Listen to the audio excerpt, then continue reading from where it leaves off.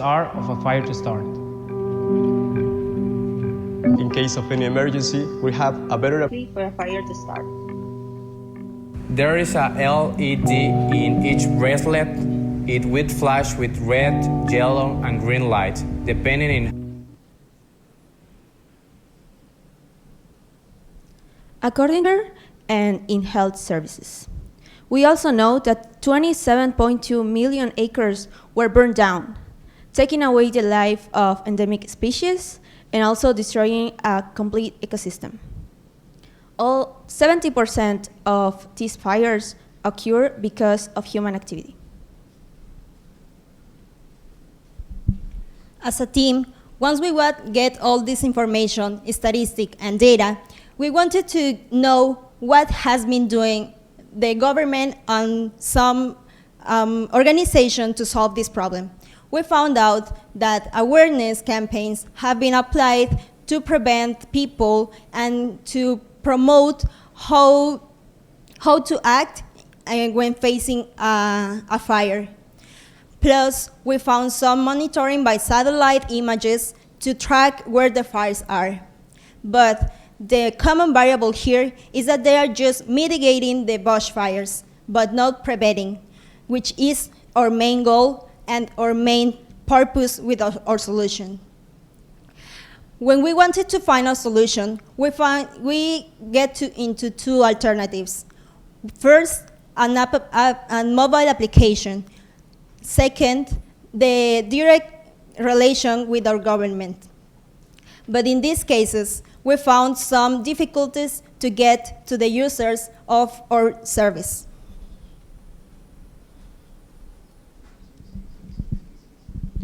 So we needed to select the market.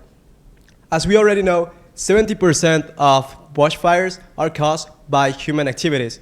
Thus, human activities in outdoor areas that are more likely to a fire to occur is not a good equation. So, turns out that bushwalking is the #1 activity for Australian people.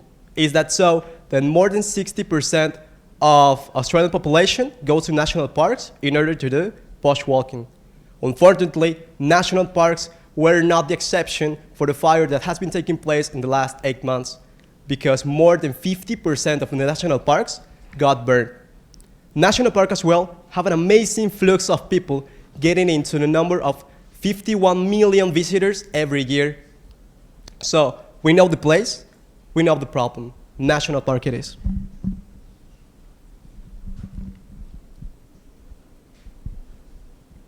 We want to address this solution by preventing bushfires, by monitoring people's path.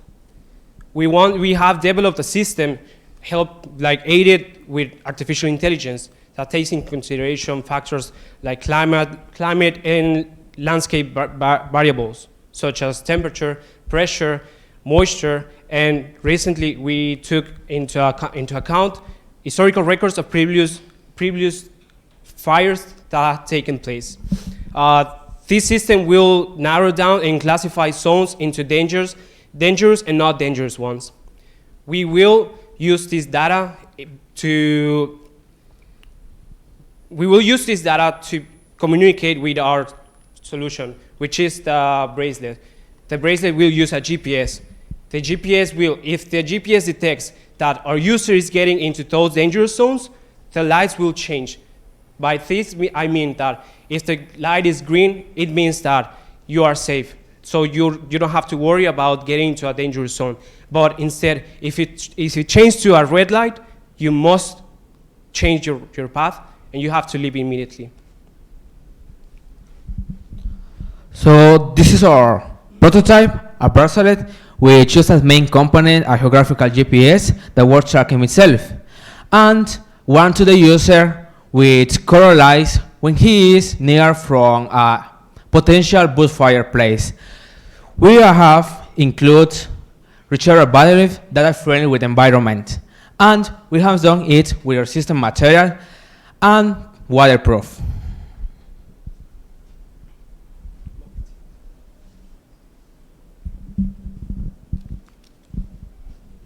Or added value.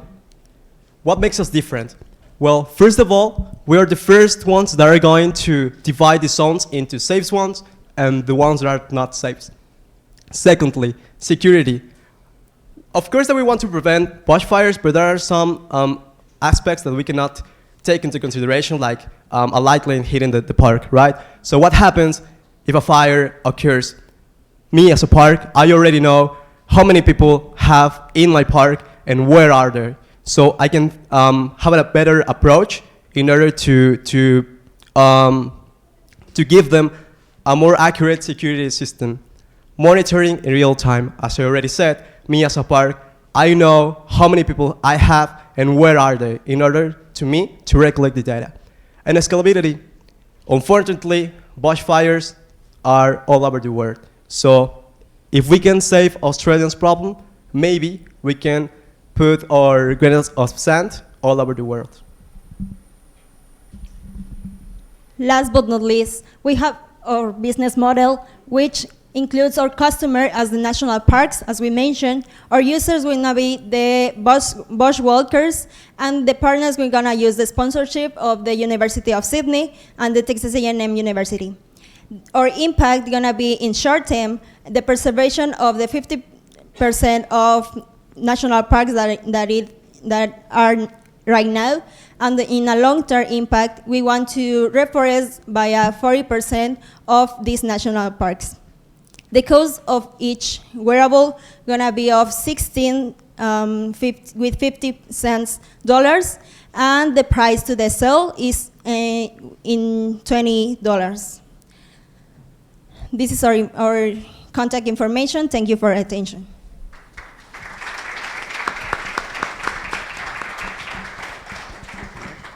Well, there you have it. Now we're going to take this part of our time to, if you have any questions, to ask our team some questions.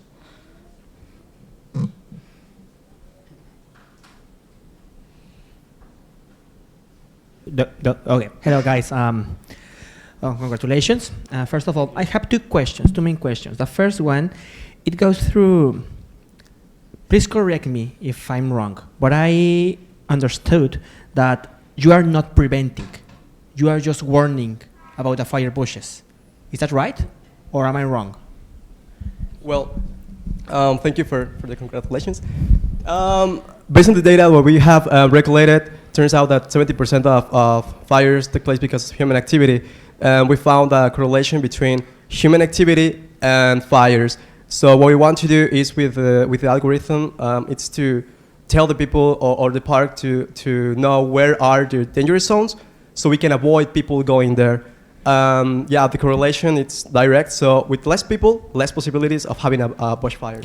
When you refer to dangerous zones, you mean because they are more plausible to be on fire, or because they are already on fire? No, they are more likely to be on fire. Oh, okay, okay. And the second and last question, your costs, I mean, I'm a businessman, so $60 per bracelet, and you're selling it to at 20. Yeah. What about logistics? The people who are going to be in charge of the whole background of the company, are you considering those costs, or? Yeah, we took into consideration all the factors from production, maintenance, and also the selling of the idea. Okay, and well, just a piece of advice. Never put sponsors, universities as sponsors. Never. Okay, just a piece of advice. Yes. Okay, sorry. Thank you. Thank you very much for your presentation, and thank you for your concern about our planet, about our environment in general. Just to be sure how this works.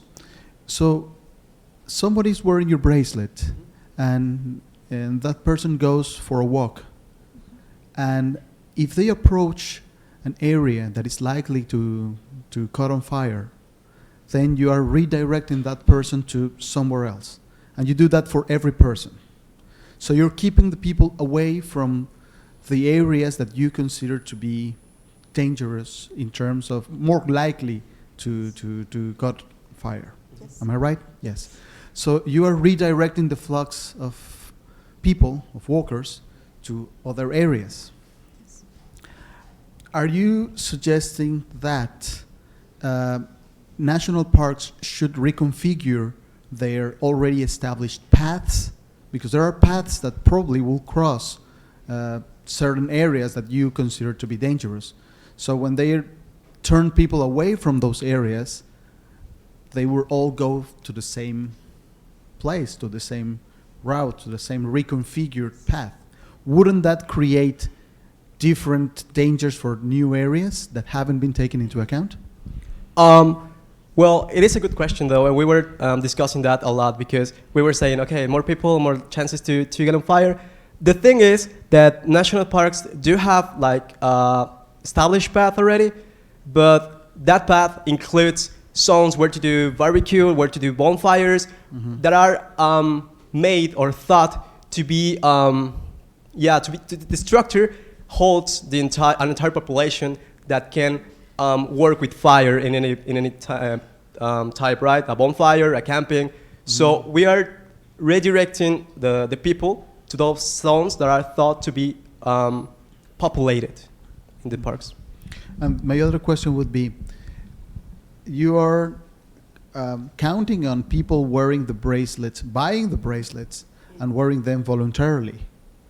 If such structure, such infrastructure exists, and people deviate from those paths, on purpose.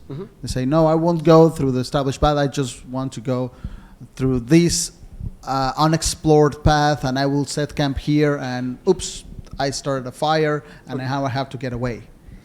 What happens if those the people that exhibit that kind of behavior are probably the ones that are not going to want to heed your advice? How are you going to promote the use of your product for the people that, well, don't follow the rules? I'm happy that you asked that, because turns out that in national parks of Australia, in order to do a bonfire, in order to get into the national parks, you have to register. Yeah, you have to fill up a form. So it is controlled. The entrance is controlled. So it will be like when you go to a hotel and they put you the bracelet that tells what you can drink or what you can eat. It will the people, the visitors are not going to buy the bracelets. The bracelets are going to be provided by the national parks, because by law they need to register, they need to complete a form. Yeah, it is true that there are evil people that want to hurt everybody, or people that love fire. I cannot recall the word for that. But anyways, yeah, me as a park, I can have a control of that. Maybe a specific number on each bracelet that matches with the number of the people that has been registered. So I do know who is getting into those dangerous zones, and the national parks do have policemen that are aware of the control of the park. So if I know that Ronaldo is going to a dangerous zone and I take a policeman to put him in the right path, and Ronaldo is going again in the dangerous zones, I know who he is. So I can forbid him the entrance for Ronaldo. Okay, thank you. You're welcome.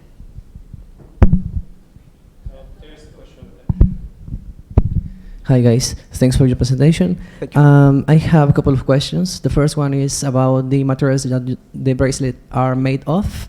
I would like to know what kind of material is it made of? The bracelet will be made of the bracelet will be silicone.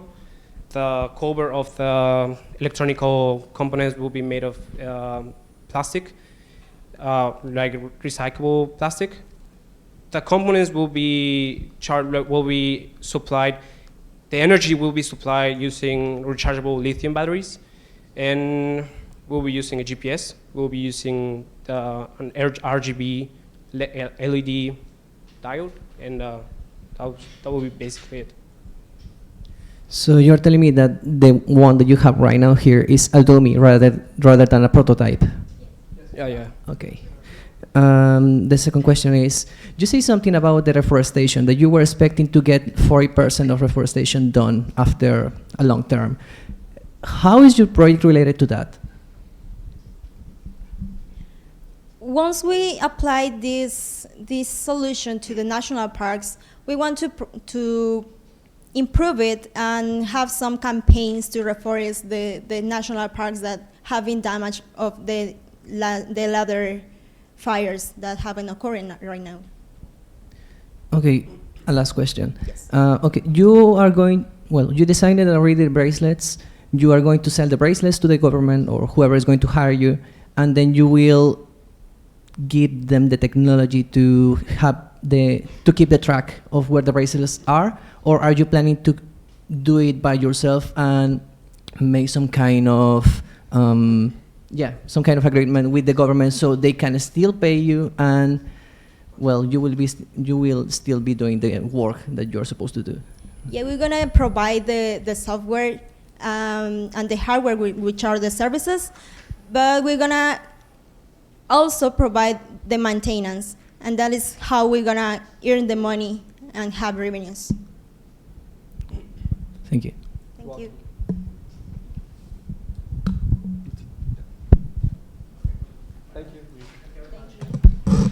All right.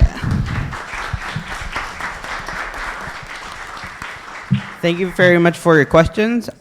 We will just have a 1-minute break to give our judges the time to give them a grade on their. So I just want to mention we have videos on our platforms, YouTube and Facebook, for interviews and a recap. So please watch.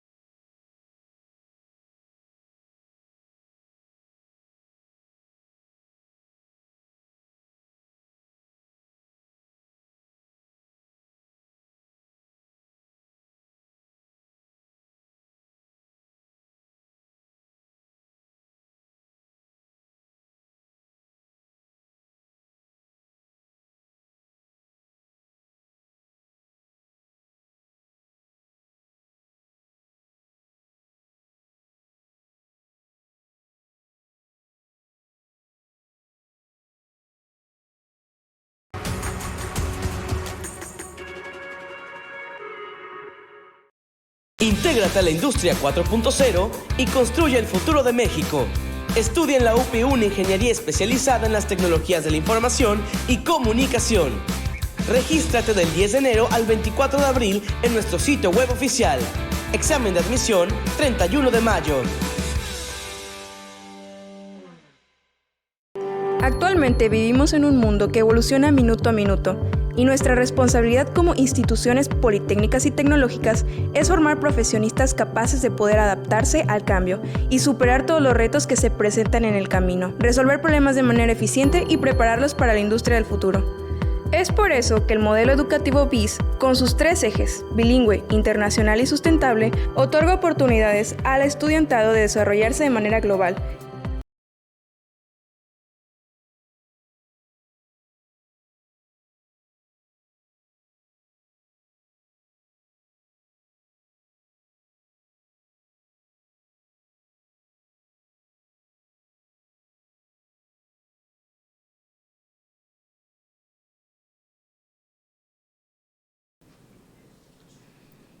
Okay, welcome back to Invent for the Planet 2020. We will be proceeding with the next group. That would be a Smart Walk. So, please.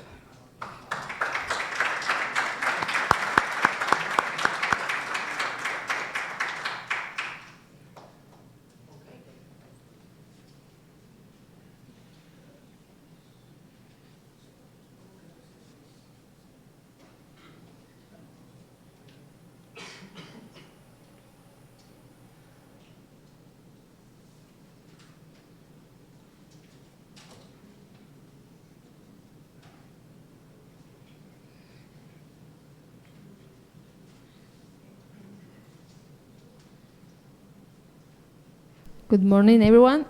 Good afternoon, sorry, good afternoon. So we are Smart Walk, and first of all, we're going to present our video.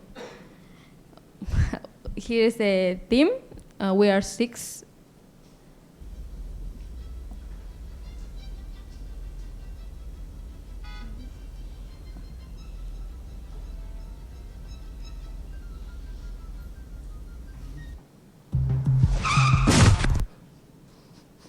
A lot of people doesn't know that this accident could have been prevented. Unfortunately, we do. That's why we created a Smart Walk, an app that gives you a higher possibility to keep you safe.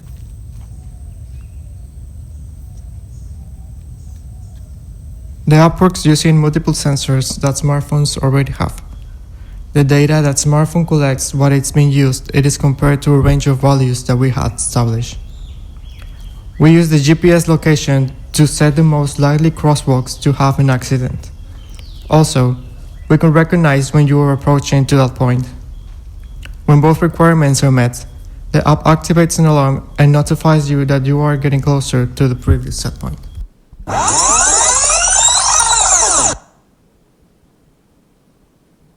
You are approaching a dangerous crossing.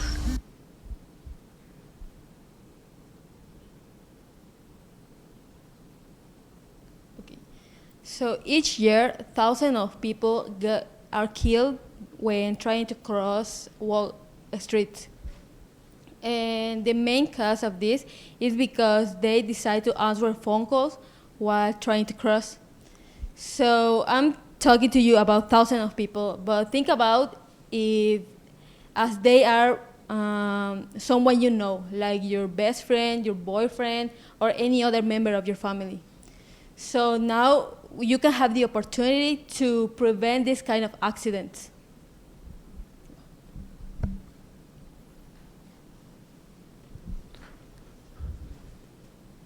Okay, and in a worldwide perspective, and according to World Health Organization that is called Geneva in 2013, more than 270,000 pedestrians lose their lives in our world's roads per year.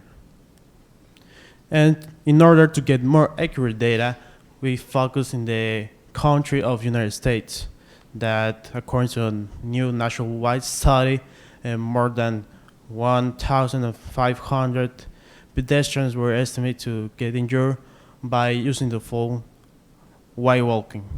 You can see in the graph is that range from 2007 to 2010, and the amount of pedestrians that are injured has increased in a hugely way.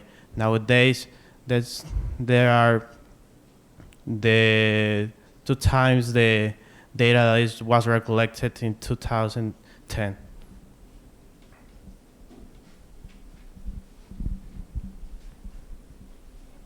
According to California's Vehicles Code, Pedestrians' Rights and Duty, it says that pedestrians are only able to cross the streets only in the crosswalks.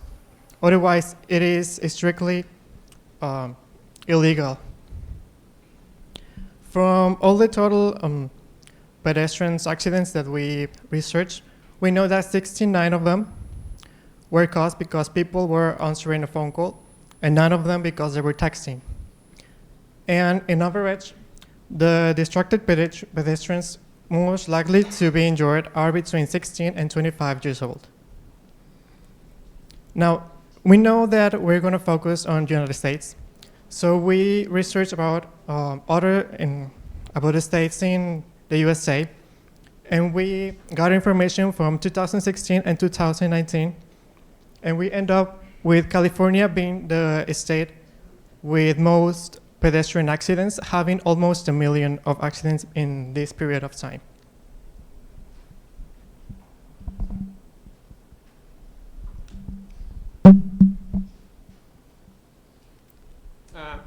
How are we going to do that?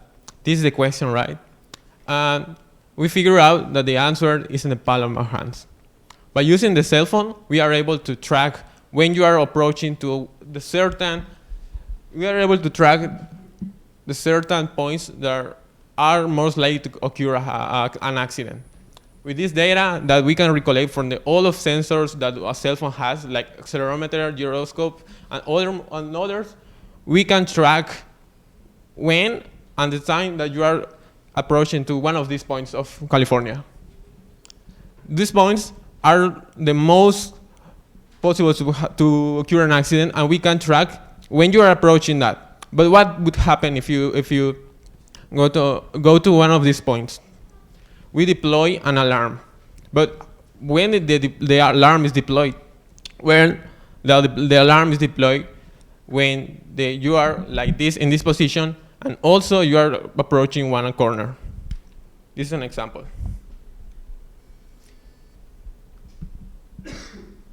Imagine that this is a point of California, and I'm getting really close to that point. I'm not in this manner. You are approaching a dangerous crossing. In this manner, we can track when you're approaching to one of these points and alarm you that you are going to be crashed by a car. You are approaching a dangerous crossing. That's why I tell you, the sensor and GPS work together, but if you're not in this position, the alarm is not gonna sound, so it won't be annoying for you.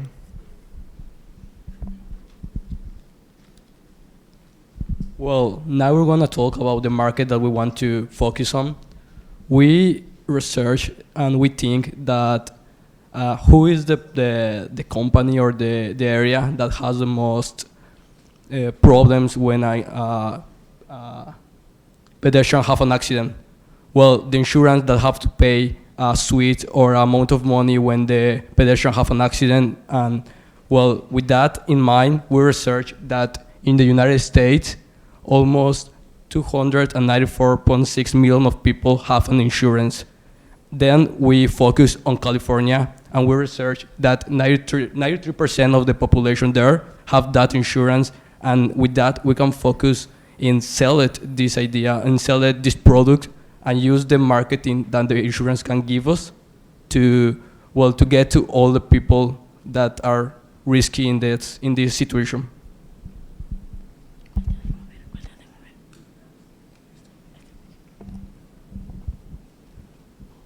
So, as my previous partners already explained, our business model is going to be about the investment companies because they're the ones who will have a more benefit with their app. So the business will be business to business, or as we all know it, B2B. So the plan is to give the app to the insurance companies and for them to provide it to their clients, and I don't know, maybe to offer them a discount if they download the app. That will be kind of a win-win because they will prevent the accidents and they won't lose money, and we also will be having more money. For us to make some earnings, we'll be actually earning 1% of all of the investments. Now, for the quick investment will be around $3,000. This will be divided into the development time, the API's creation, and also the cloud database. So, looking forward for scalability, as we already said, the insurers are going to be the ones that we're going to look forward. So what we are thinking is to search about countries who have a lot of population who has insurance. For example, in Australia, around 90 to 99% of the population have insurance. And also in Germany, 89% is one. Because at the end of the day, what we all want and what our company wants is to save lives. So crossing the street shouldn't be a death sentence. Thank you.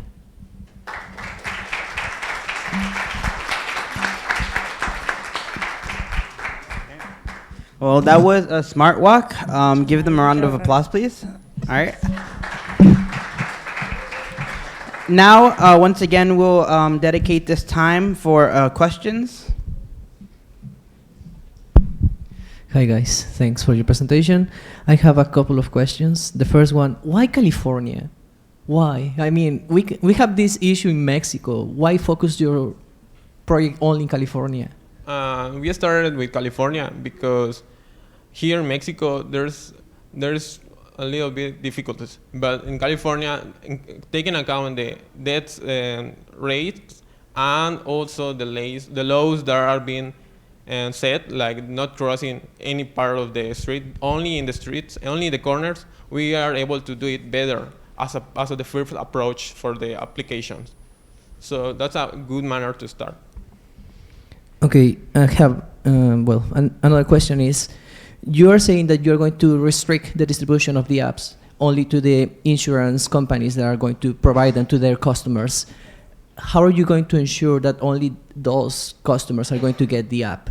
And how are you going to ensure that the customers are going to actually get the app?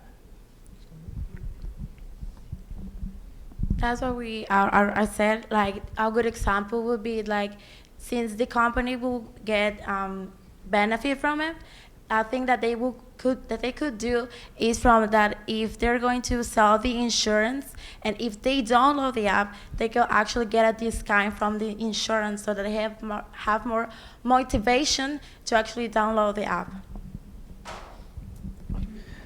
The last question is, what kind of values are you considering from the mobile to actually know where you have to put the alarm on?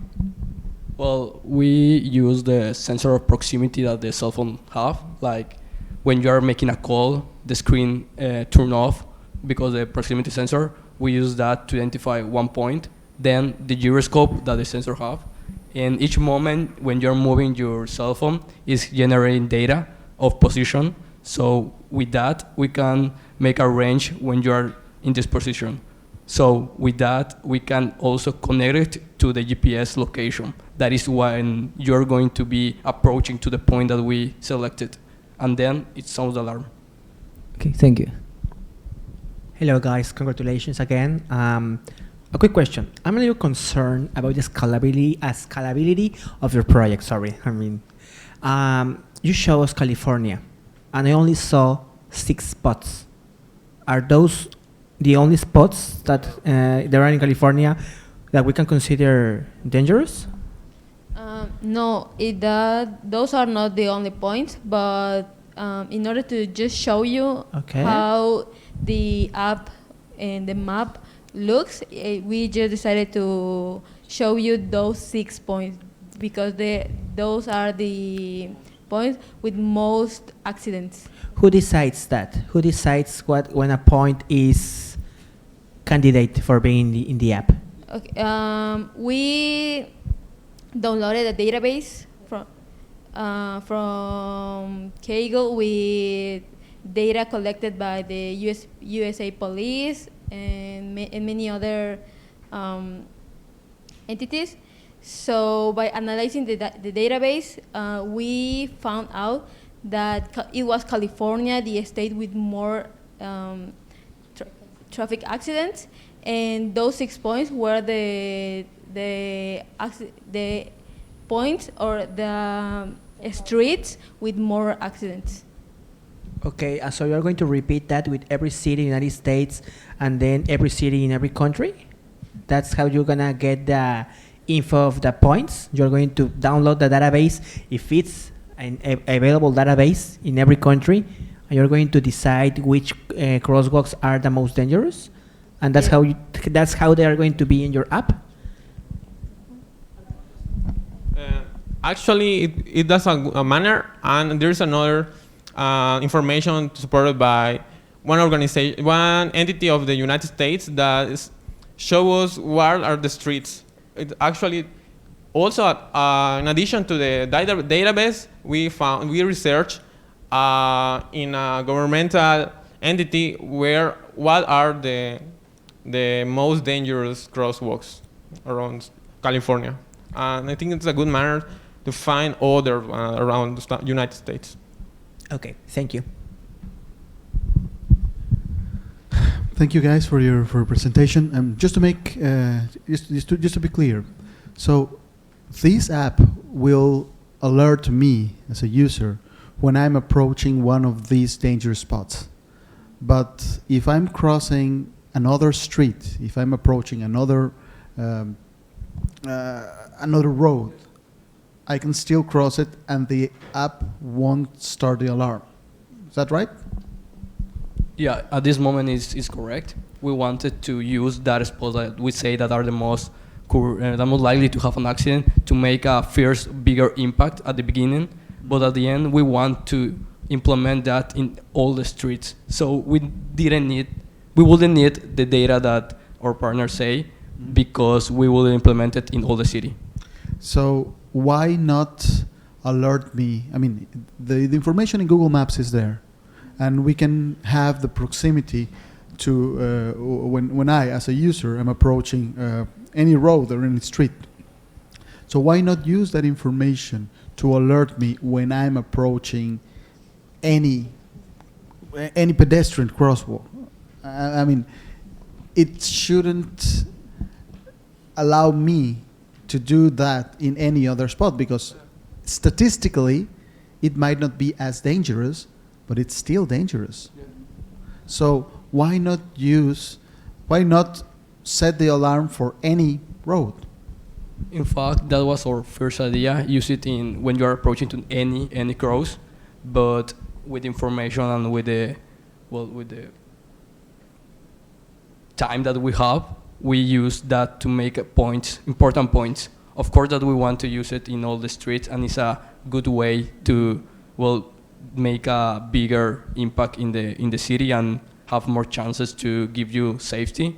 So it's a good way to use it. That is what we want to do, but now we couldn't do it. Okay, and one final question. You mentioned in your statistics that the percentage of the population that, well, not the percentage, but the population that's more likely to be in these type of accidents are 16 to 25-year-olds. And I was wondering, what's the percentage of that segment of the population that actually has life insurance, so that they could be motivated to use your app? Because if I'm a teenager, probably my parents have life insurance, but not me personally. And it would be kind of an awkward situation for the life insurance company to approach my father or my mother or whoever's in charge of me to download the app for themselves, and then to kind of force me to download it and use it myself as a teenager, not as a legal adult, or as a young adult fresh out of college, where I don't have the means to buy life insurance for myself, probably. So I was wondering if you checked what's the number of 16 to 25-year-olds that are using life insurance themselves. Did you check that? We didn't check that number, but we checked that the amount of people that have that age is most of the population in California. So we can have the certain that if they are not the one that they're paying, if they are their parents, well, at the end, the company, the insurance, will have the same procedure. He will offer you the app with a discount. If you don't want to use it at the end, the company is not forcing you. It's just giving you like a way or a chance to guarantee you safety. Okay. Hi guys, congratulations. My question, I have more technical questions. It's about the app. Normally, this kind of app are necessary to be running on the background, and that means it's necessary to be in a job. So that is gonna meaning that the energy of the battery is gonna out. So do you think about it? Yes, we did. Actually, it only runs on the GPS. So you can always be activated in the GPS, because I have the GPS. And there is not a lot of percentage of battery loss in this time, in this a long time hours that is activated. We've proved that we're not proved, but we checked during this event what happened with the battery, and nothing happens a lot. The consume of my battery was the same at the end of the day. Okay, thank you.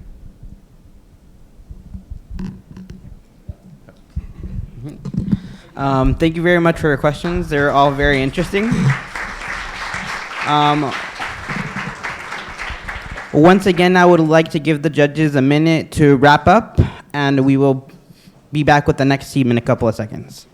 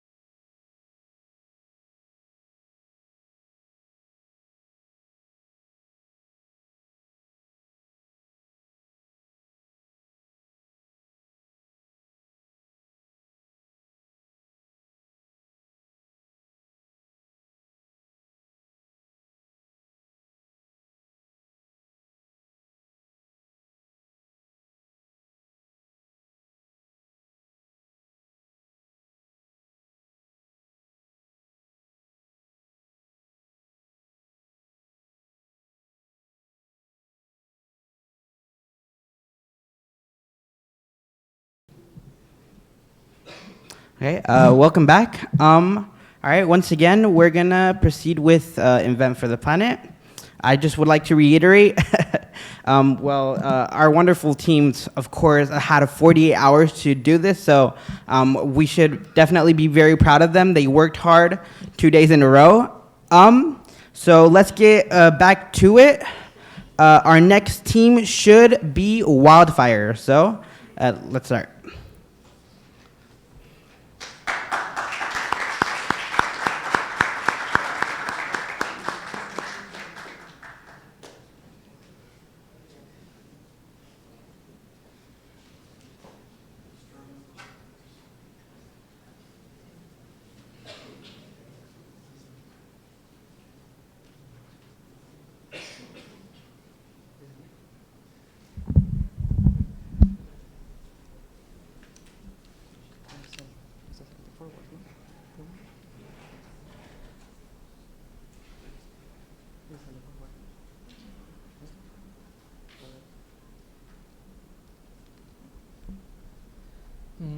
Okay, hello everyone. I'm gonna briefly introduce my team. My team is confirmed by Alan, Maite, Johnny, Osvaldo, and Jack. Or the topic that we're going to tackle down is Australian bush fires.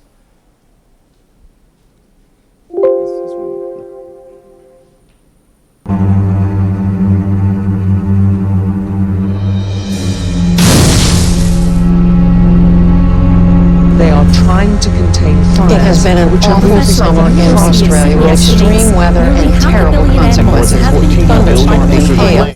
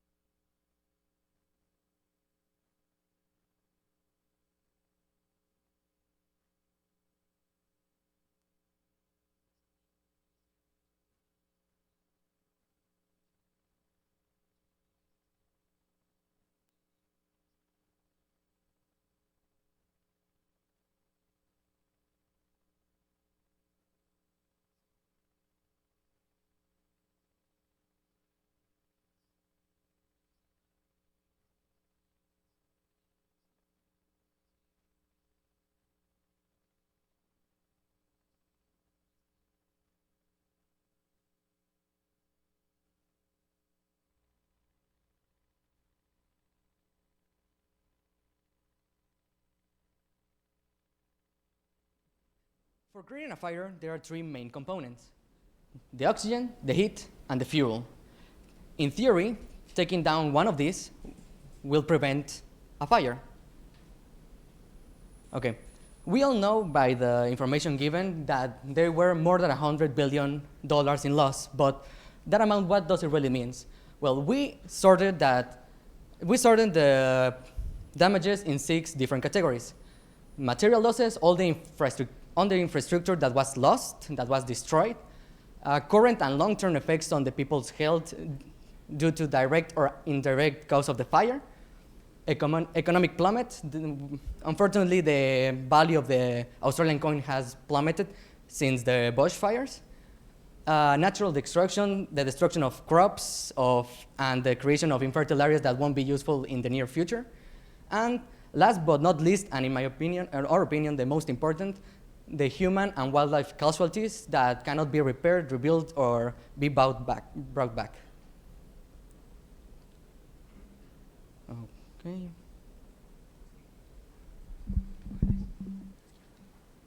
Okay. According to Williams' list, the most destructive fires that have been on the history of Australia have been caused by high extreme temperature, humidity, and strong wind. Also, Ben Shepherd and the Rural Fire Services said that some of the biggest fires in Australia has been caused by dry lightning. This occurs when a strike hits the ground. And here we confirm by Brett Mitchell what I have just said before, that the most fires have been caused by lightning. Now that we have some of the causes, we can divide it into human activity and natural causes. These two groups have something in common, which is zones with higher risk of fire propagation. And also, we can call them zones with enough flammable material. As we know, we right now are knowing our problem. We need the solution. And for that, we need requirements. The first one is intuitive interface. We need a system, a program that is easy to understand for everyone. Automatization. We mentioned that we are using artificial intelligence, right? So the machine does the work or the job that a human will do, but in a fastest way. The quick responsive system, right now, we are unable to do it in a real-time event, but with your help, we will do. Just think about it. We need to act at the precise moment, because if we don't do it, a lot of catastrophes will occur. Low cost is because the Australian government already has the data that we will need to do our job. The low cost is the part that they will only invest in our software.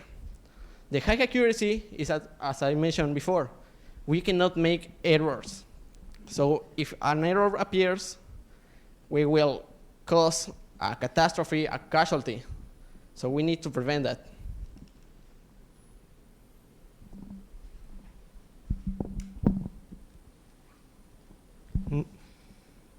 Now I'm going to present you some current strategies. We have this paper that talks about the existing fire behavioral models. They are not working as efficient as they should be.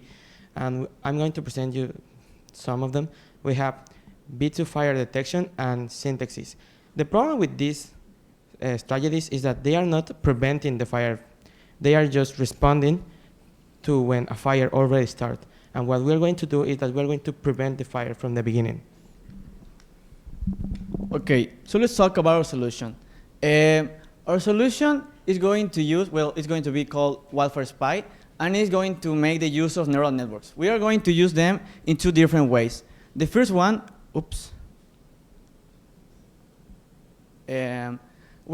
let's see first what kind of company uses this kind of technology. The first one is Microsoft, Airbnb, Tesla, Toyota, Google, so it's a very validated technology. And so let's see the two parts. The first one is the image recognition technology. The image recognition is going to detect the vegetation of each area of the image satellite feed sources, and also it's going to detect if a place have some dried areas or if a place have already had a fire. So that means that if a fire has taken place in that zone, that means that another fire cannot take place in a long time because there's not enough fuel as we saw before. Also, we are going to use a predictive model. The predictive model, in a few words, works in this way. It's going to take these inputs, going to make relations between them, and in the end, it's going to have an output. The output is going to be the probabilities that a certain place can have a fire. So combined with the other part, seeing if the vegetation is right or wrong, we can make our final this decision.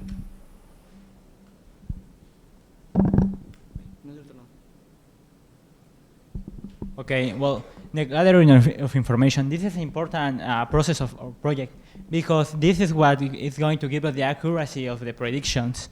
So how we gather information?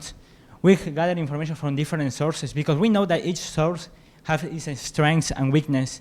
So if we want to have a really accurate prediction, we need to combine these strengths of different sources. So these sources is sources that the government of Australia already has, like satellites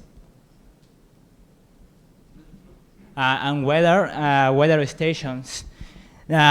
So we want that this our algorithm can be applied quickly and with the resources that the government has, because, well, Australia nowadays can afford spend a lot of money now in these hard times.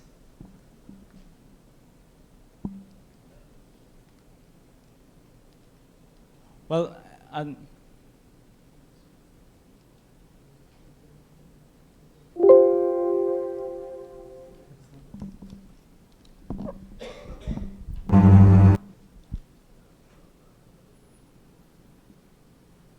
voy a explicar rápido, ¿okay? Cambia.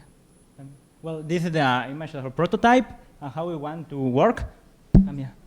Well, here we have a map of danger zones.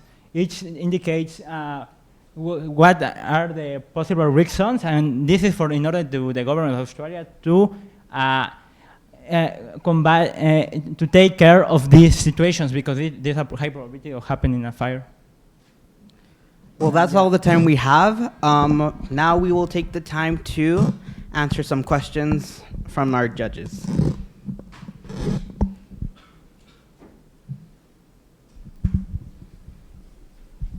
Okay. First of all, congratulations, guys. I'm really happy to see someone using neutral nets, especially you mentioned PyTorch, which is a technology that not a lot of people is considering right now, even though it's in a great exponential growth out there. But well, I have a question. Maybe you didn't have the time to show it, but okay, we identify the potential zones for fires. Then what?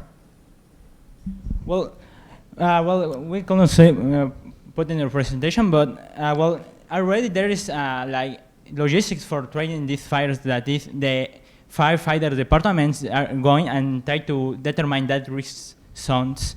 But the problem is that are humans which are determining that risk zones. So it is inefficient. So our idea is just give a map and to create where is each risk zone and what is the probability in certain unit of time of happening a fire. So we can save money in logistics and just concentrate in the removal of this fuel, because this is the dead fuel, that are the dead leaves and other factors. Okay, so you're using your project as a mean, as a way to other departments so they can take action. Exactly. Yeah. So we are trying to facilitate their work. Okay. And your business model? Well, okay. In the presentation said that we roughly estimated that, well, not roughly estimated. We're going to try to to sell it to governments or research institutions that are interested in this service. We've roughly estimated that it will cost for the servers, maintenance of them, the salaries of the employees, and the expenses around 9,000 USD dollars. It may vary because we don't exactly know with certainty how much it costs the service in Australia, or if they want like a cloud servers, so the price may vary. Okay, for example, I mean Australia right now, it's taking the spotlight, but there's not the only place in the world with fires. You know, what's your plan to scalability to take it to another country? Yeah, the benefit of our solution is that this combines two kind of technologies. So the satellite images are available all around the world, provided by the NASA. So this technology can be applied in other countries. The problem here is that we, in our need statement, it was clear that this should be applied first in Australia, and later we can go beyond. But we are pretty sure that this technology can be applied in any part of the world, like Portugal, Brazil, and even Mexico and California right now. Okay, perfect. I just have a really quick question. Well, first of all, thanks for your presentation. It was really nice. And is the name of your project Legion 201 or Will Fire Spire? Because I am not sure of what is. Yeah. Okay. Yeah, because it wasn't very clear from the beginning of the presentation, and that's a thing that you have to be careful with.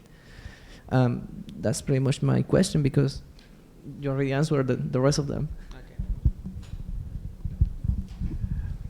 Again, thank you for your presentation. So just to be clear, your product is an algorithm that will help the Australian government and the Australian National Park Service to more accurately predict where a fire is more likely to start, and then do whatever they can to try and prevent that, whether by removing fuel or by isolating the area so that the fire doesn't spread. But why, I mean, once the zones are identified and once the actions have been taken, why keep using the algorithm? Yeah, I think that is important because we didn't mention in our presentation, but wildfires are not actually bad because they are like a natural system to deploy some things that are left in the ground. So the information can be used for the for the firefighter system to even attack the problem, or if they are sure that maybe the area surrounding the risky zone are not in danger, they can let the fire go, because the most dangerous kind of wildfires are the ones that take place when nobody notices them. Nobody notices them, because if it happens in an urban area, it's easy for the government or the fire department to notice them because there are people living in a town, or I don't know, in a place where people goes. But if it takes place in the middle of nothing, like in a country as big as Australia, it is important because each second that passes, as we said before, there doesn't exist algorithms that can predict with certainty the magnitude of a wildfire. So that's up to the fire system to decide if it's convenient or not to attack that fire. That's why we didn't put our hands on that, because that depends mostly in the situation and the available resources. And answering directly to your question, why I keep using this algorithm is because these risk areas are not static. And it is not always been a risk area that have been detected before. As we mentioned, there is natural things that are related to the fires, which are the climate, the wind, and the humidity. And these three concepts or phenomena are, yes, always variate. So it is not always the same prediction that, I don't know, like a month before they use it. So this is why this is in constant change and actualización. Update. Yes. Sorry. That was precisely my point, because if these danger zones are changing constantly, at one point we were going to see, I imagine the whole Australian country as with red lights. And at some point we're going to see all of them being lit at one time. So we know that there are potentially thousands or hundreds of thousands of danger areas. And we know that, and your algorithm is going to tell us this week probably, or today, these are the most dangerous spots. And tomorrow these are going to change. And the day after tomorrow they're going to change again. So is it feasible that by knowing that this is going to happen and this is a reality, is it feasible to take action? Well, humanly, I mean, then in terms of resources? That's something we ourselves ask. We think that, well, there is something that is, are factors that are more important than others. And one of these are the fuel of the dead matter that is. It can be dry, but if it's a little fuel, it can be like a normal fire, a natural fire that doesn't affect a lot. Also, we have the time. So with time, we're trying to prioritize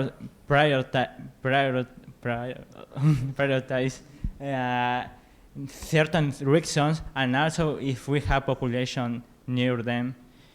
Because, well, there is no the same that a fire starts in the middle of nothing, and well, it's just like isolated. Maybe with a region, yes, but this like in the an oasis in the desert, something like that. Another that is really near of a population. So there, like, yes, there can be a lot, and I think that's a problem we have to sort out. But yeah, this is the first step, and we are trying to improve our product.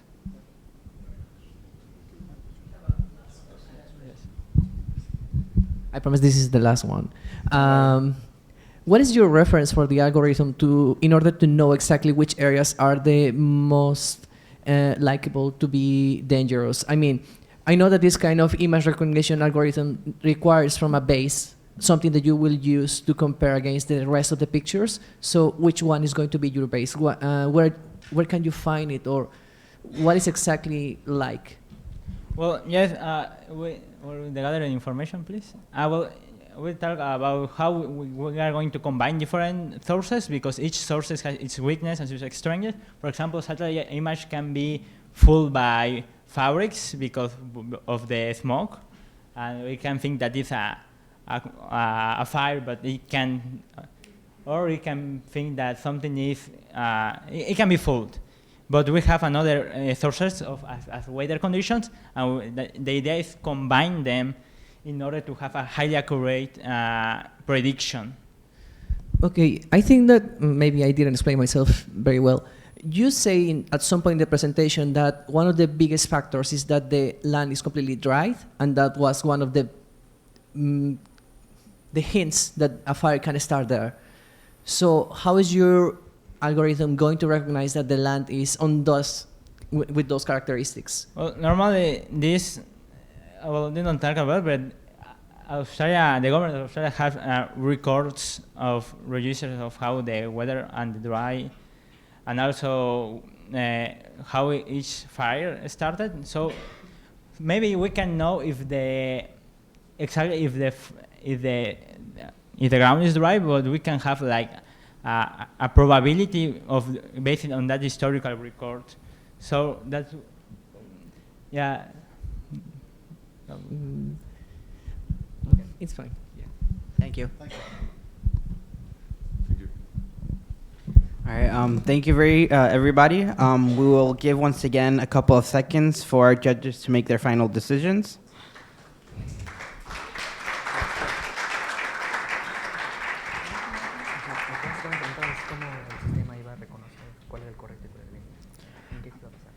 All right, thank you very much. I guess we can now proceed officially to the last and not least final group, Rush Frame. Please give them a round of applause, please.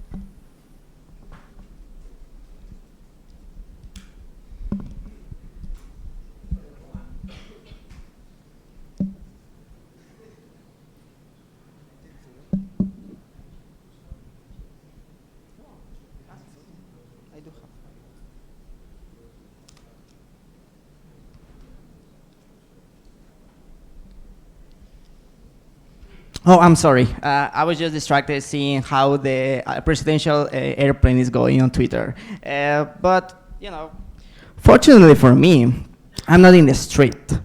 In the street, the things are quite different. Let's call it like that. But taking into account that we are living in a world even every day more connected with themselves, with their environment, there should be something that we can develop using technology. And that's why we integrate all the best of data analysis, image processing, and embedded programming to create Rumbler. Just taking into account that according to the National Safety Council, 6,283 pedestrians cross accidents occurred and ended up in deaths. And most of them were because of their mobile phones. Taking into account this, we present a product that is not only going to revolutionize the market, considering a user, but a whole environment. Let's take a look at that. 6,000 pedestrians were struck and killed by motor vehicles last year. And a major part of the problem? Your cell phone.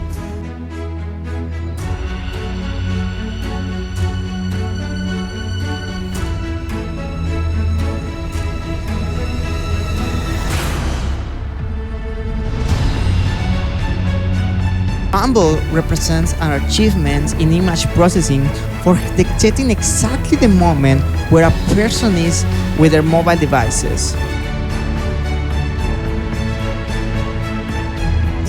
What if I told you to think about the user, but actually think about what is around the user? We found the best way to catch the attention of people without being disruptive with their privacy. Our product or system is scalable to other cities, also to other countries like China, India, United States.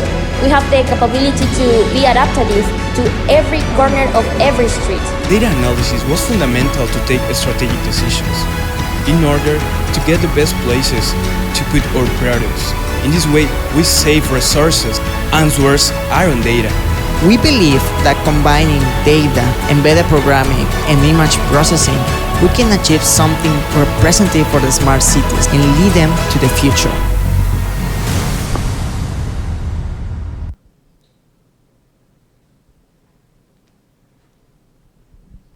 Okay, so I'm going to present you the data analysis part. This part is very important in order to succeed with our system. So, to start, we use data collection for more than 10 years, which is very recently from the DataGov, which is a database, which is an organization from the United States government. So, through analyzing this data, we could find that 8% of this problem it's caused in urban zones, while only just 20% is in rural. So we want to focus on this 8% because we want to prevent it. According to the Government Safety Association, the most affected states on the US in 2018 were these ones: So also this represents the nearly half percent of the total pedestrian deaths in that year. As California was placed in the first position, also we were based on that state in order to carry out the necessary studies about that. But we want to go more deeper. We want to start with Los Angeles City. This because, according with the Berkeley University, is the city with highest rate of deaths and collisions since 2014 to 2018. According to the Berkeley University, also these are the most dangerous interactions about the Los Angeles. So that's where we want to implement our system and also the service it provides. As a conclusion, all these visualizations were made by my partner and me, and we compare it with official sources to get better statistics. The next part is going to be explained by my other partners, which is the system part. Thank you. Well, what is the system about? The system is a real-time distracted pedestrian system. And no matter the phone they have, no matter they are calling or texting, the system will detect when they are approaching a cross street, and then the system will alarm them so that we can try to avoid that they cross. So in that way, we save their lives. So please, ladies and gentlemen, let's take a look to what is happening in this monitor, because we are making this a live demo. Already have. So as you may see, we take this solution, taking into account that we wanted to focus on the environment instead of many other alternatives that are in the market, such as apps that were not focusing only, well, they were focused on the user, but they didn't predict quite as well. So how do we approach it in a better way to do that? So what you're gonna see is a live demonstration of, I'm walking in the street. Let's imagine if this is the street. And then it turns up that I want to check out some tweets. And I just call on my phones. And in this moment, you should be seeing in the monitor that it's being detected. This is complementing of what's gonna happen when this happens in the streets.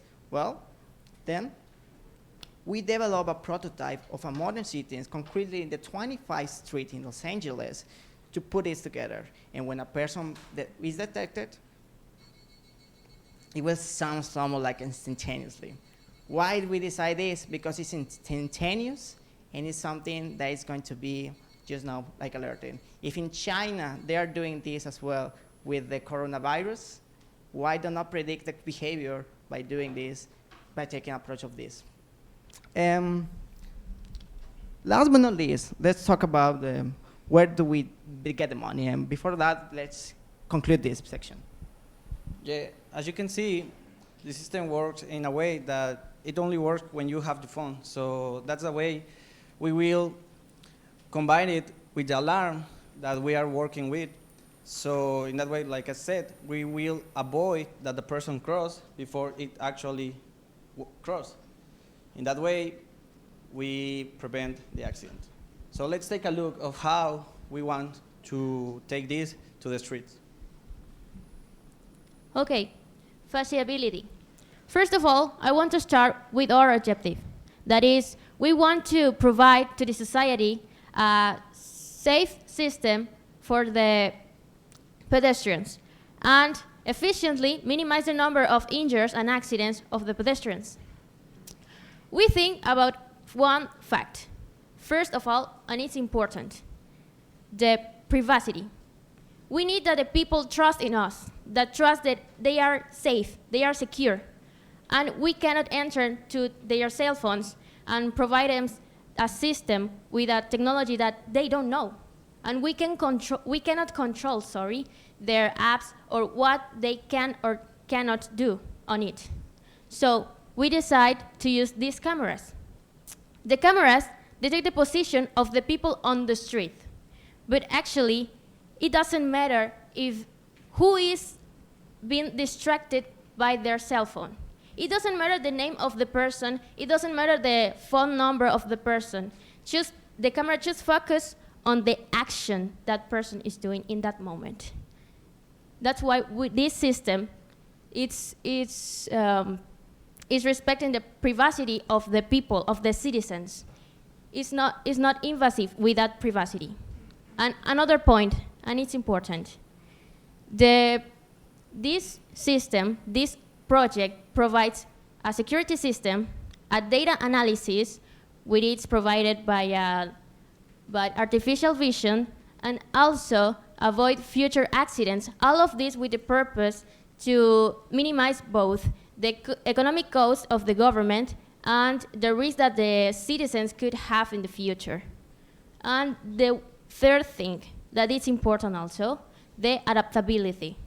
This system, it's adaptable to the structure or infrastructure of every street, every corner, on every avenue of the cities.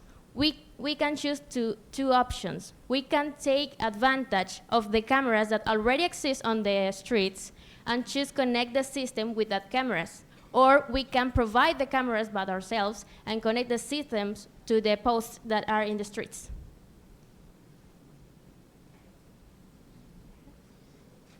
And that's all the time we have for this presentation. Once again, we will have to, our judges can ask questions.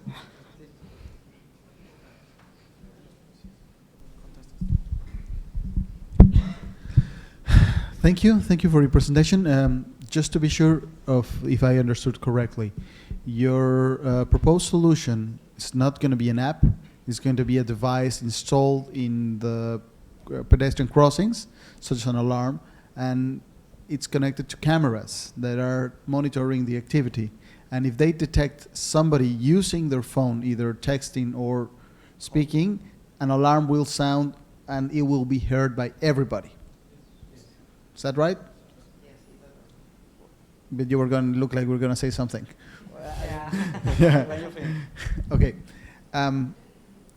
So it will detect the position of the head, probably if I'm looking at a certain device. It could be a book, it has to be a phone. Well, okay. Yeah. So right now with the demo, yes, it was like very simple, but it exists more than just a camera and a software made in, I don't know, 4, 5, 6 hours.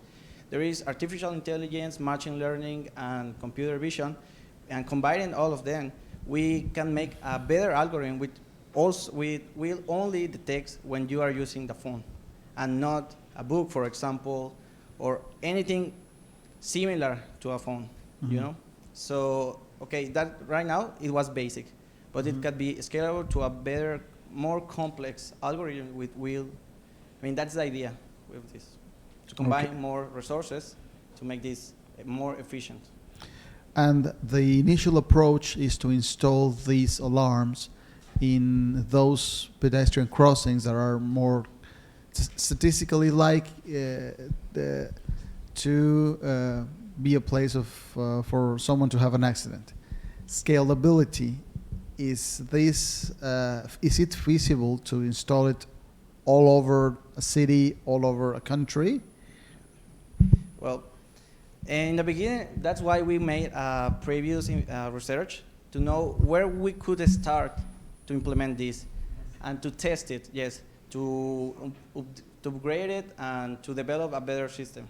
So that's why we chose Los Angeles, specifically one street particularly, which is the one that has the more accident. So scalability would be wherever, in whatever city, and that we will. I mean, if you ask, we will talk about that. And right now we are saving resources by using the cameras that already have the street cross. So in that way, we use that cameras, and what we use is to implement the algorithm and the hardware. I mean, the alarm to make this possible. Hi guys, thanks for your presentation. I have a comment and then a question. The first comment, please next time do some proofreading of your presentation because I saw a couple of grammar mistakes and words in Spanish. If, well, you know what I mean. And well, now the question is, okay, your alarm is good, it's working, and it's on the streets now.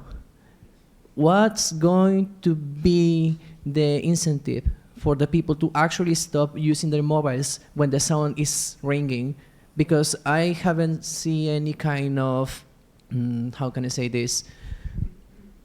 Any kind of learning advice or something like that related to the people. I just saw the technology. In that we are introducing the social, our social behavior as you are talking about, because it's going to be a lot of people surrounding you in that moment, and you are going to feel like a little bit bad in that moment, and the people is going, and you are not going to repeat that action because you don't want to repeat that feeling. Yeah, I mean, I understand that, and to complement his question, we are talking LA, New York, Mexico City, the loudest cities in the world, but every time you hear something, how do you know that alarm is because of you? Well, that's why, I mean, for right now, we chose that specific song for the alarm because that's what we had. You know? But I don't know if you, I mean, if you're from area, you have seen in front of the Hyatt, they have like street lights in the floor, on the floor. And even in Germany, they are applying this like method to prevent when people is crossing. So right now we are using this, but we can implement it in a more efficient way. That's why we are testing. And then we will know if it works, or we can implement a better system to alarm the people. But in the beginning, I mean, in the beginning we want to know that the people will, I mean, we want that the people stop walking straight away to the crosswalk. That's all what we want. Because all the accidents, when they are just in the street, in that moment you cannot avoid the accident. I mean, you need to prevent that accident before they approach like 30 centimeters to the street. I don't know if you saw it, but there was a LED there that was blinking, and that we are thinking about implementing on the pole or on the floor. So. Okay, there is another point with this. How is this going to be different from the already on the streets traffic alerts that let pedestrians cross the streets? Because they are basically the same idea. They have a light, they have a sound. What is going to be different from those? People can actually confuse one with the other and start crossing when they are not supposed to do it. So what's the idea? Well, in this moment, those systems don't have an intelligent system which actually detects if you are using your phone or not, right? So everybody could cross the street, everybody could wait for the street or for the traffic light, and so on. That's why we are using artificial intelligence to detect exactly if the person is using the phone, if they are distracted. In that way, I mean, I guess, and we think that the part that we have to improve the most is the alarm. Yes, I mean, because we already have an audiovisual alarm, but we can scale this to a better system. We know that technology improves every year faster and faster. So right now it's an alarm, but later it could be a block system exclusively to your phone, for example. Yes, and I recommend that we want to come across the development of smart cities. Yes. We're more connected every day, and how these actions are being seen every day more in many other countries, and how they can be prevented, and just taking all that to make it inefficient. Maybe we can send, I don't know, drones to say it specifically, and like yelling on the people and saying not to do that. That's in a way. Okay. Well, thank you. Thank you very much. Do you have any questions? No, thank you. Without camera? Yeah, that's it. Okay. I'm a little concerned with those numbers, but okay. Yeah. Oh yeah, we had one final comment. You might want to check your brand name because Rambler used to be a brand used For by cars. an For cars. automotive dealer. It used to be used by Vehículos Automotores Mexicanos in Sí. the 80s. So it might have been, it might not be available. So you might want to check that. Yes. F. Rambler. Thank you very much for the comments. Thank you very much, all. All right, thank you very much. Well, this is all of the teams and participants, so we will now take the time for the judges to finally decide who will be this year's Invent for the Planet winner. And for the meanwhile, we will be watching some recaps of what's been going on these 48 hours in Invent for the Planet.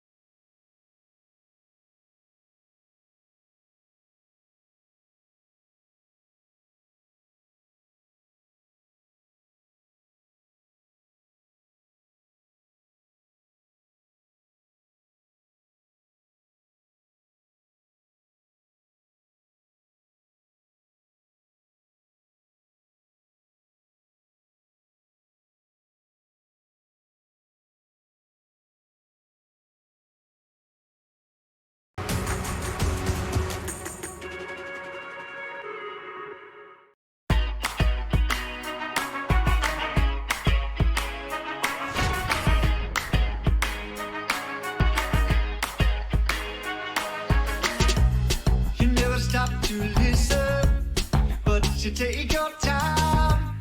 You better pause a beat before you jump out of the line. Your hand close to your chest now, playing your every move. Listen, pay attention to all the cues.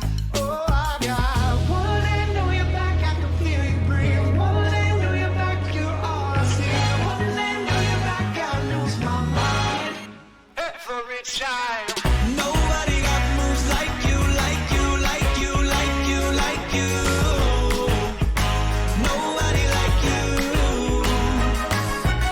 Show everybody what you can do, can do, can do, can do, can do. Nobody like you.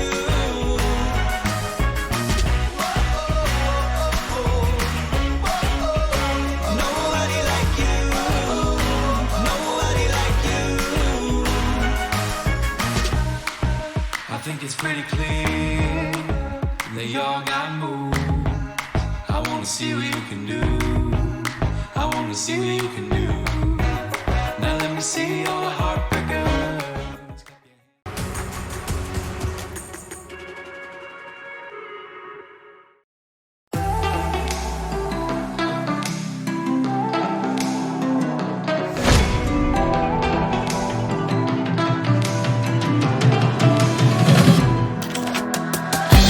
Take some time.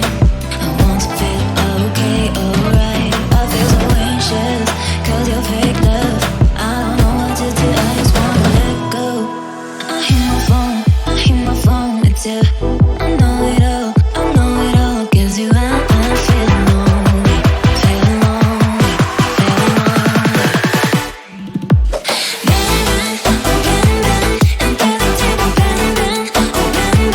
You're on a stable,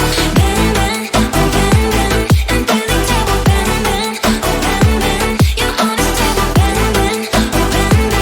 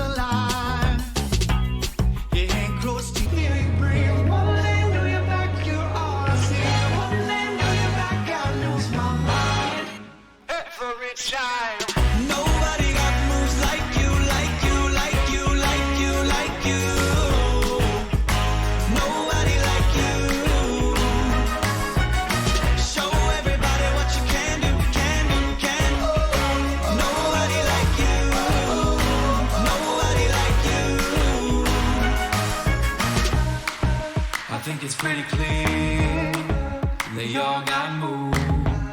I wanna see what you can do. I wanna see what you can do. Now let me see all the heartbreakers.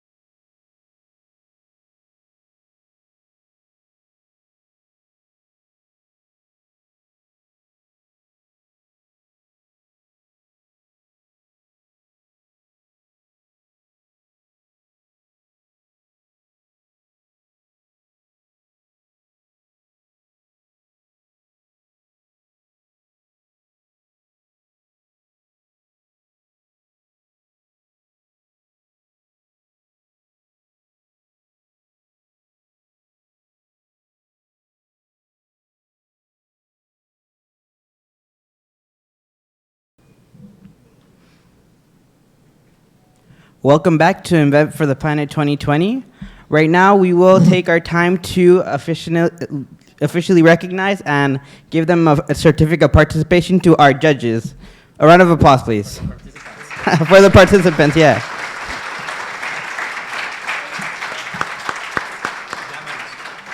Okay. All right. Now, first on the list is Herrera Sanchez, Arturo Emanuel.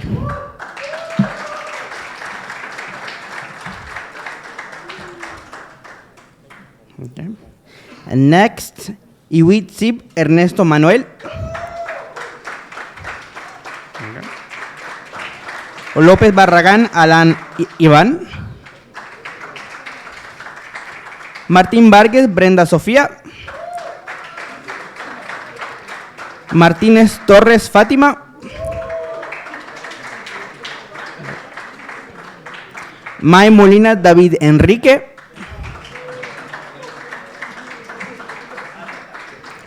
Morales Zapata, Mario Alberto.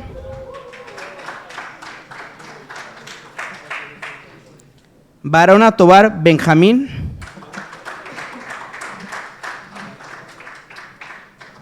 Cámara Montalvo, Isabel. Canche Anaya, Alexa Victoria. Catín Sets, Jesús Alejandro. Chan González, Osvaldo Armín.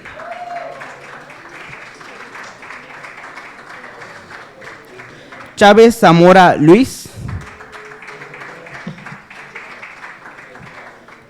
Chipot Maite Alejandra.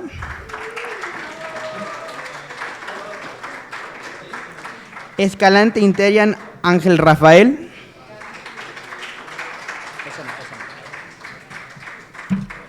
Rodrigo Antonio Mena Díaz.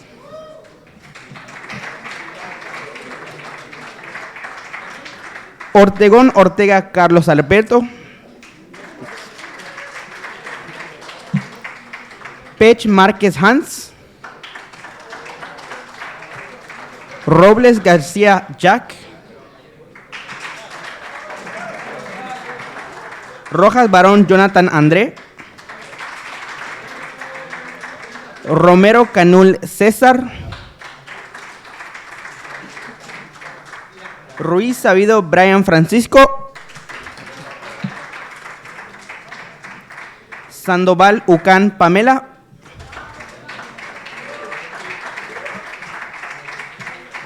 Solís Ferrera Roger.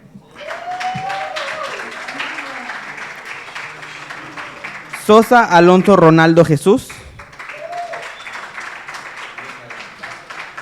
Barona Tobar Benjamin.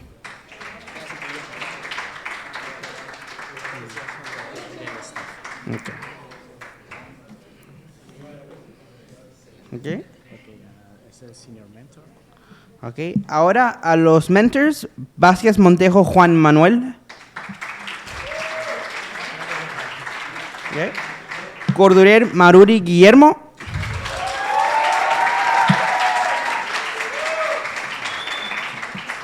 Mario Alejandro Canché Mex. El staff. Ahora el staff, Isaac Alejandro Navarro Conde.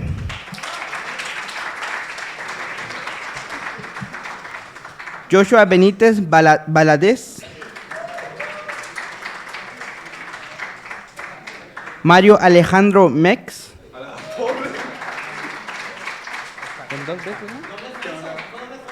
Alejandro Rodríguez Trillo.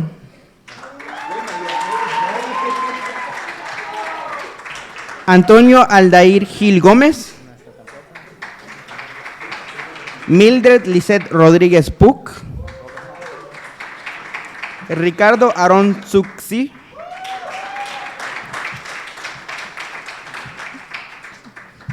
Andrés Eduardo Arana Béjar.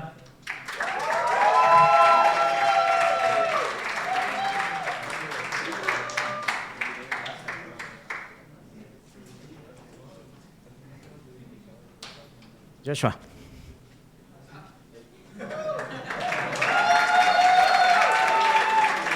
Okay, now time for the second place. Okay, that is. Okay. Now we will be announcing the winners of today's event. Second place will be awarded to Wildfire. Give them a round of applause, please.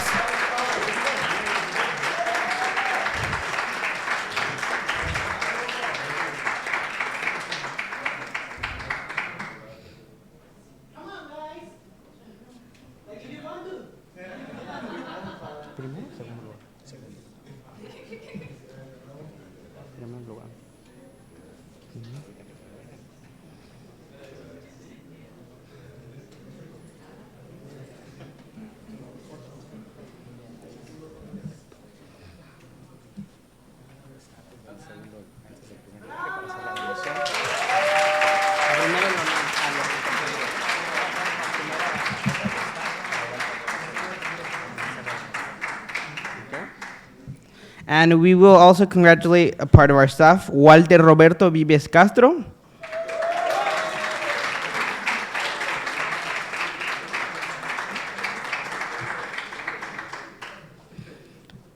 And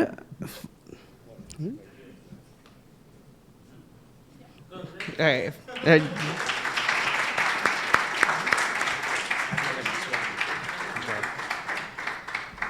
All right, now last but not least, we will now recognize and award our first prize winner of Invent for the Planet 2020.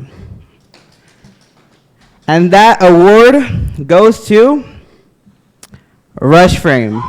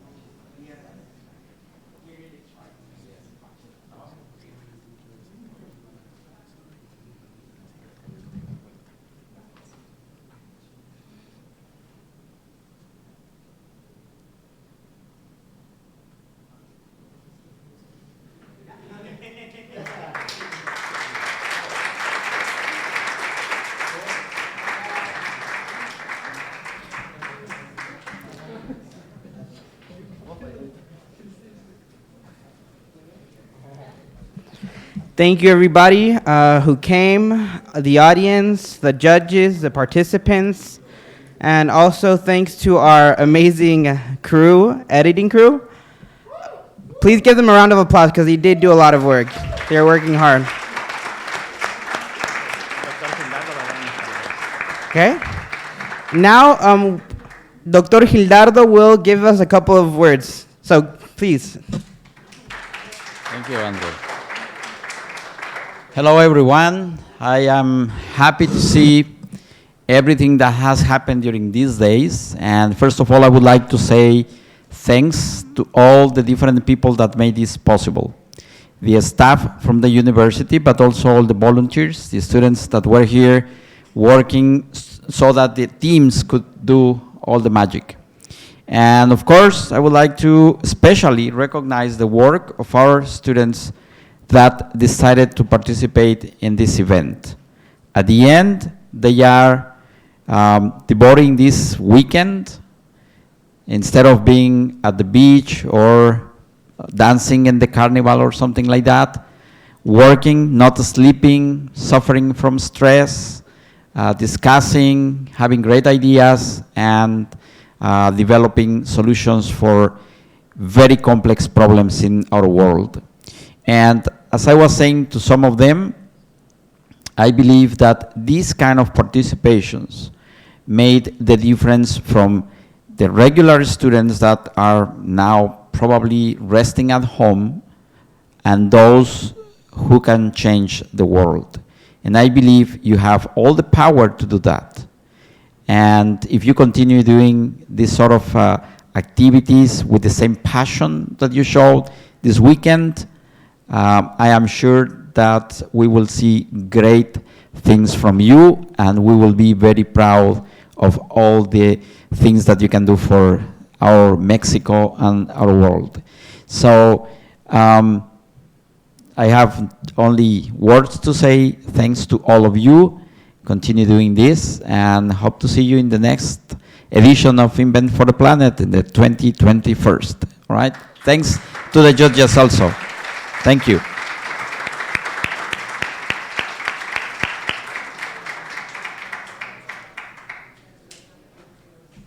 All right, once again, thank you, everybody. This is officially, we have the winners. Thank you, everyone, participants, judges, audience, and once again, the editing team. And we will definitely see you next time on the 2021 edition of Invent for the Planet. So stay tuned next year. Thank you.